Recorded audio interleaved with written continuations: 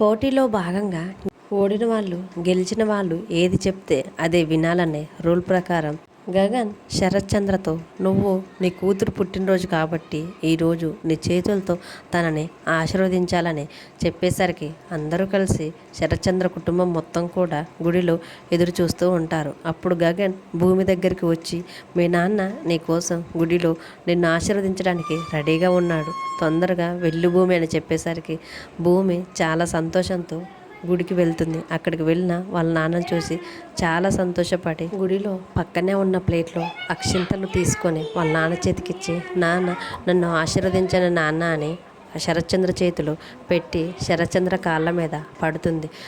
గగన్ అదంతా చూస్తూ చాలా సంతోషపడతాడు. అపూర్వ మాత్రం కోపంగా గగన్ వైపు చూస్తూ ఉంటుంది.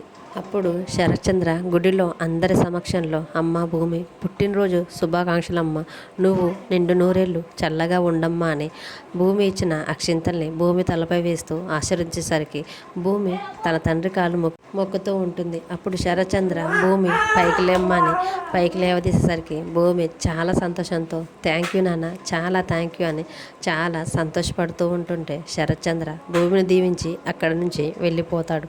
తర్వాత భూమి వచ్చి గగన్ని ప్రేమగా హక్ చేసుకొని థ్యాంక్స్ బాబా, ఇదంతా నీ వల్లే జరిగింది, చాలా థ్యాంక్స్ అని ఇద్దరు ఒకరినొకరు ప్రేమగా గుడిలో కౌగులించుకుంటారు. డైలీ సీరియల్ అప్డేట్స్ మిస్ కాకుండా ఉండాలంటే మన ఛానల్ని లైక్ చేసి సబ్స్క్రైబ్ చేసుకోండి. Thanks for watching.